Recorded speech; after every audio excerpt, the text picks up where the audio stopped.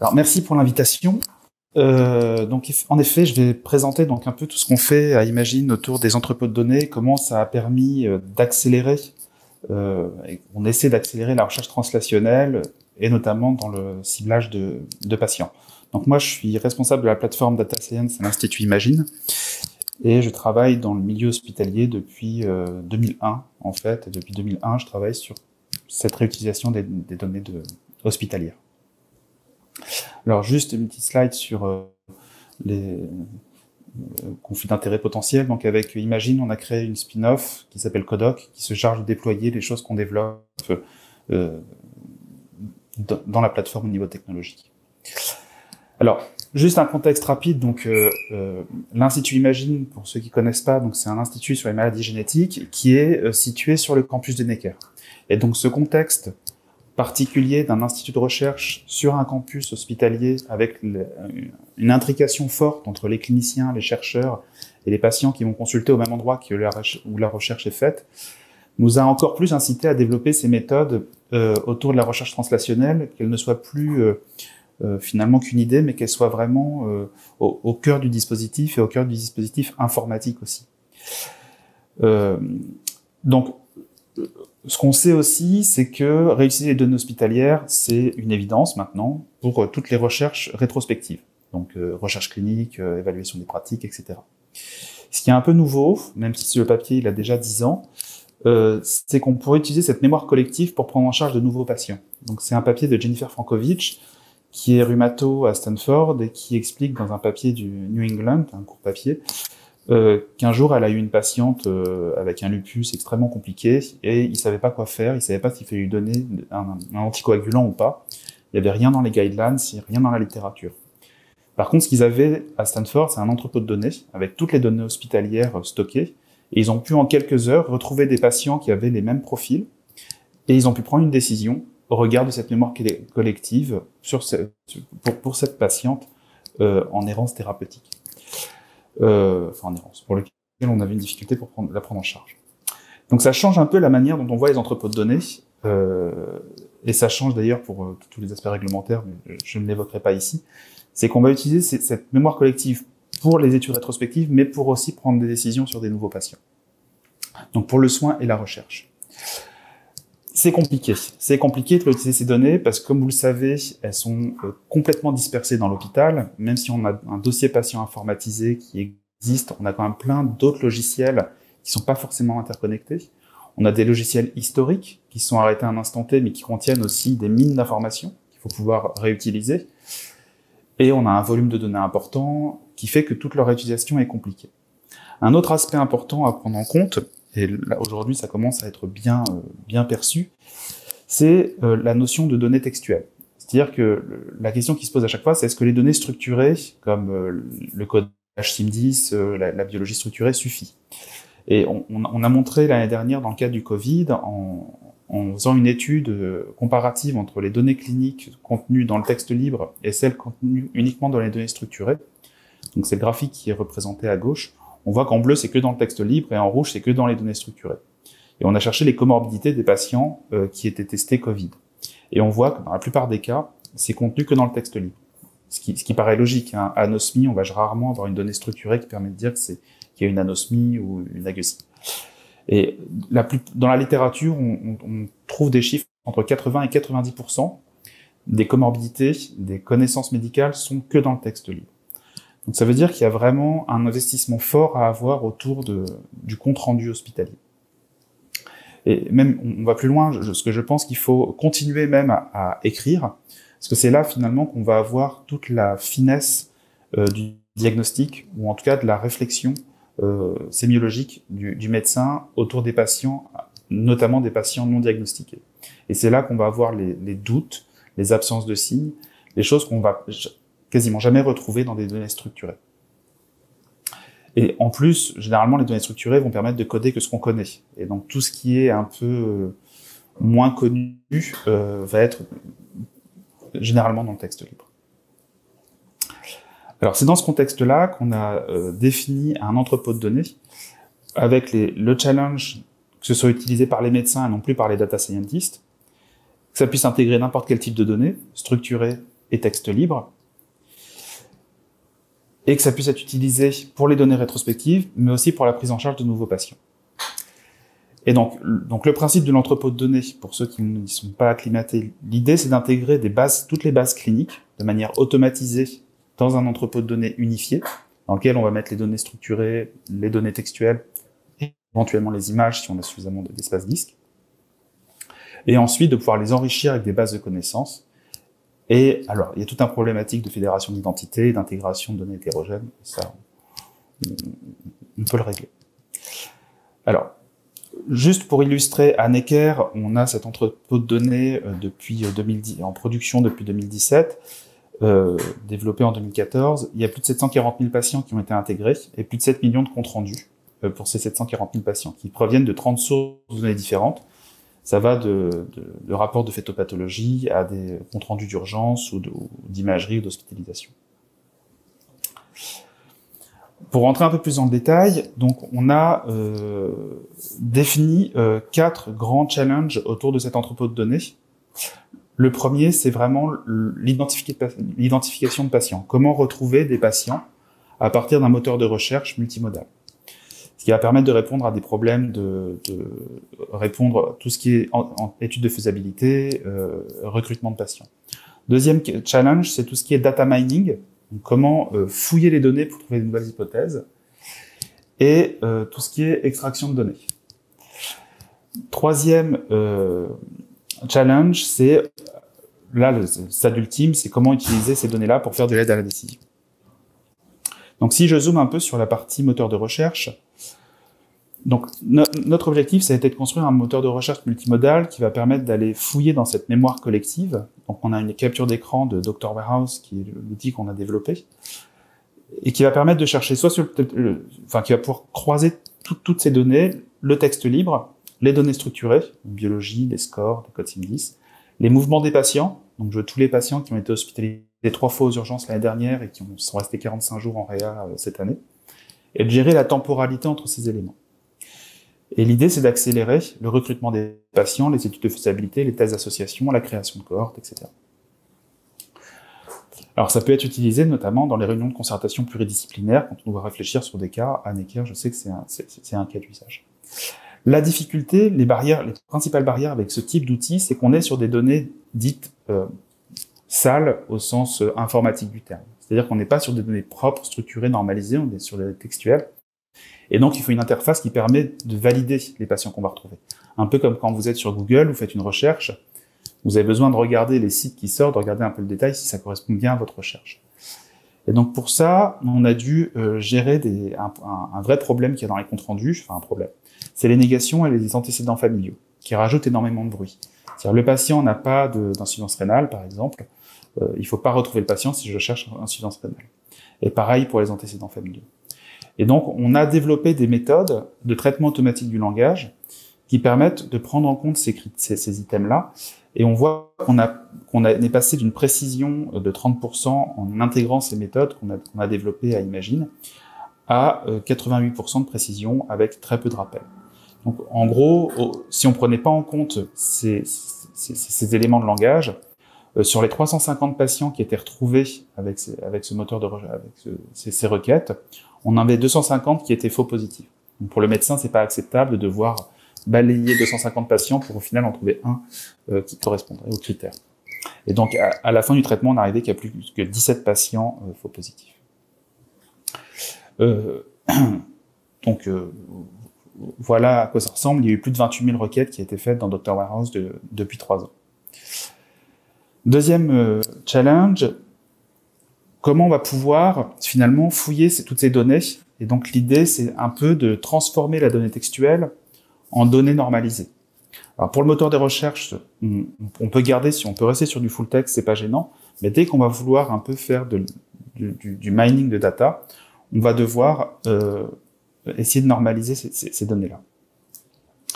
Et donc normaliser, ça veut dire faire du phénotypage automatique. Donc extraire automatiquement des phénotypes depuis ces comptes rendus, ce qui va permettre d'enrichir des bases de connaissances, de pouvoir faire éventuellement de l'aide à la décision sur ces données, et de pouvoir avoir une description automatisée d'un groupe de patients. Donc, quand on voit un compte-rendu, on peut détecter dans ce compte-rendu des maladies, des symptômes, éventuellement des produits chimiques avec des dosages, etc., etc. Donc l'objectif, c'est de pouvoir extraire automatiquement toutes ces informations. Donc on a développé un algorithme qui, pour chaque patient de l'entrepôt, pour chaque compte-rendu, va aller faire ce qu'on appelle de la reconnaissance d'entités nommées, et qui va aller pouvoir récupérer tous les phénotypes et les diagnostics de ces patients.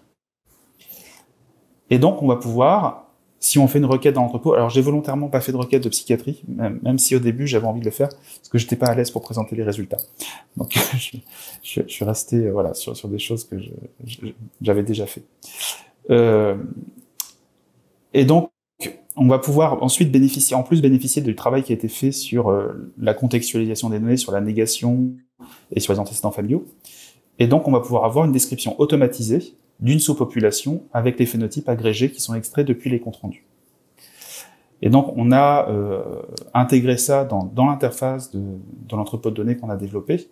Et donc, sur tous les patients qui vont être retrouvés suite à une requête, on va pouvoir automatiquement afficher tous les phénotypes extraits. Donc là, on a 802 phénotypes ou diagnostics qui ont été extraits. Et on va pouvoir les afficher suivant des fréquences, suivant l'âge médian de première évocation du signe dans les comptes rendus. Ce qui permet éventuellement de trouver des signes précoces, etc. Donc sur Necker, on a extrait à peu près 33 millions de concepts médicaux depuis les comptes rendus, et on a 18 000 concepts distincts au total. Alors on utilise pour ça ce qu'on appelle l'UMLS, qui inclut l'ontologie HPO, qui permet d'avoir une description fine des phénotypes. Alors on a publié ce travail dans le journal Orphanet, Journal of Rare Disease, dans lequel on montrait qu'on avait un recouvrement avec Orphanet. On l'a testé sur 6 cohortes de maladies rares. Le verrou qu'on a aujourd'hui, c'est lié à l'existence de thésaurus francophones connectés à des thésaurus internationaux. Aujourd'hui, c'est un vrai problème qu'on n'ait pas HPO traduit en français. Donc alors, je sais qu'Orphanet est en train de faire ce travail-là. On l'attend avec impatience, parce que c'est ça qui va nous permettre d'enrichir et d'améliorer nos capacités à avoir une description automatisée des patients. Alors juste une illustration sur une maladie, sur un déficit immunitaire, où on a fait cette extraction automatisée sur 20 patients, et on voit en abscisse l'âge médian de première évocation des signes, et en ordonnée les phénotypes extraits, et on voit qu'il y a un gradient finalement d'apparition de ces signes cliniques, et dans les premiers temps, on voit plutôt une atteinte pulmonaire, et dans une deuxième partie, on voit plutôt une atteinte digestive.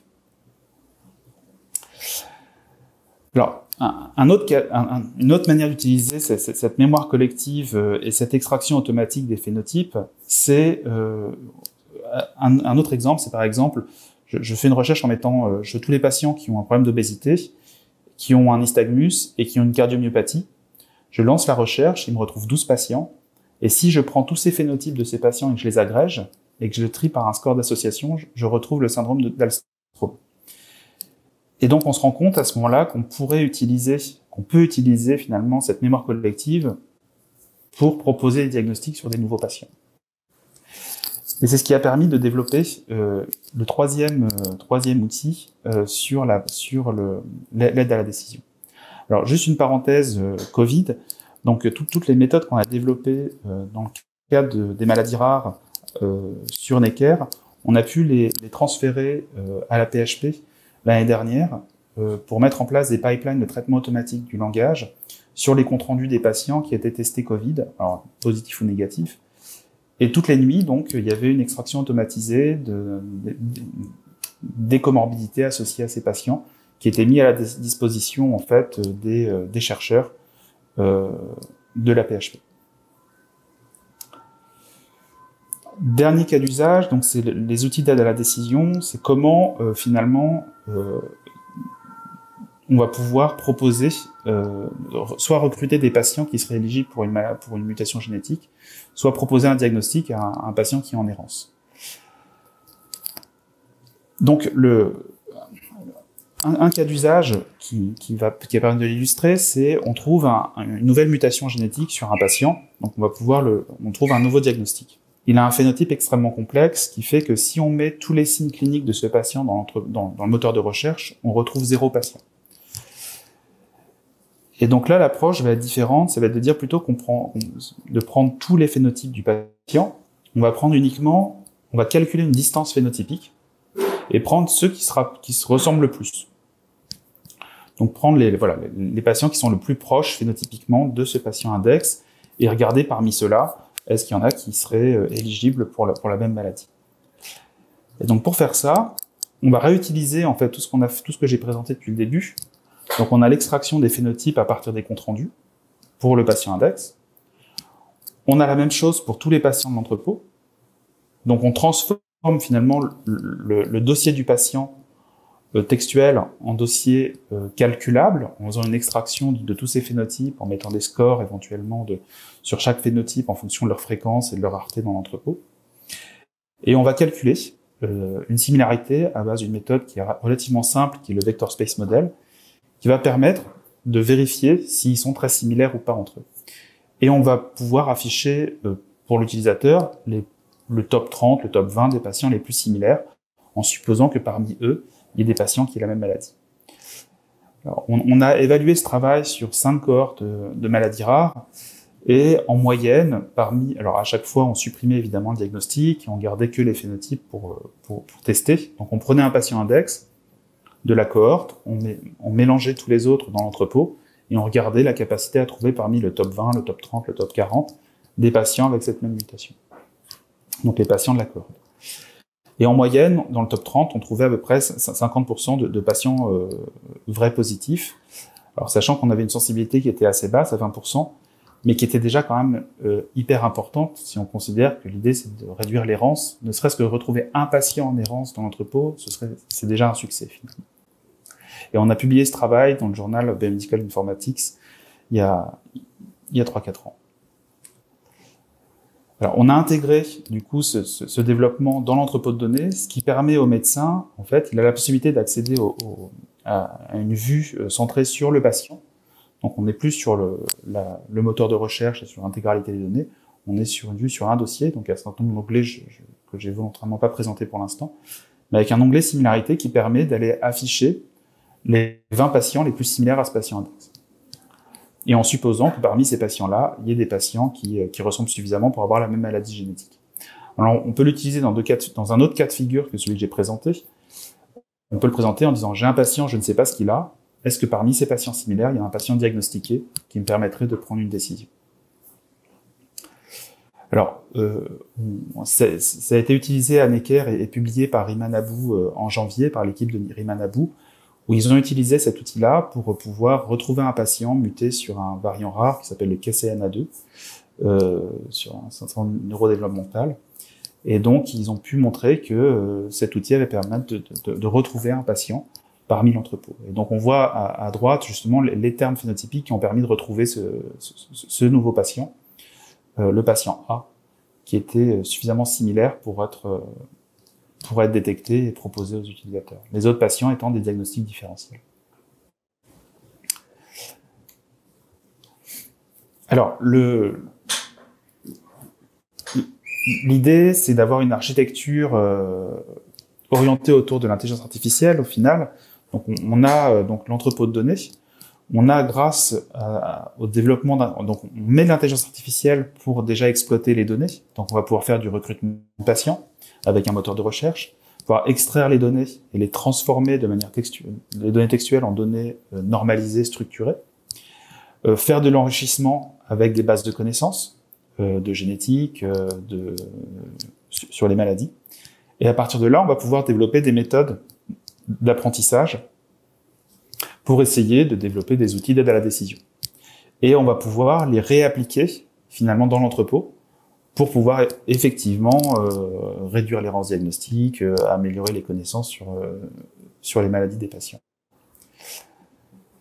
Pour finir, Dr Warehouse, donc on a publié l'intégralité des développements dans le Journal of Biomedical Informatics, on l'a déposé en open source, et la volonté, c'est vraiment de permettre aux cliniciens de se réapproprier les données qu'ils produisent eux-mêmes, de pouvoir vraiment se remettre les mains dedans, parce qu'on pense que c'est ceux qui produisent les données, finalement, qui les connaissent le mieux, et donc qui seraient sans doute les plus à même de pouvoir les exploiter. Qu'en dépit du texte libre, il faut absolument conserver le contexte de l'information. C'est-à-dire qu'il y a beaucoup d'outils qui partent du texte libre, les transforment en données structurées, et finalement, on perd le texte libre et on garde que les données structurées issues du texte libre. Et je pense que c'est un tort qu'il faut absolument garder le contexte dans lequel la donnée a été produite pour pouvoir y revenir et pour pouvoir expliquer pourquoi telle information a été retrouvée. Et il faut bien avoir en tête que l'intelligence artificielle, aujourd'hui, on l'utilise surtout pour toutes les tâches un peu pénibles de processing de texte, par exemple, donc extraction d'informations du texte, mais extraction aussi d'informations des images, avant même de pouvoir les intégrer dans des outils vraiment finaux d'aide à la décision. Là, aujourd'hui, on est vraiment sur ces méthodes qui permettent de restructurer l'information pour pouvoir retrouver les patients plus facilement. Et voilà, et j'ai fini.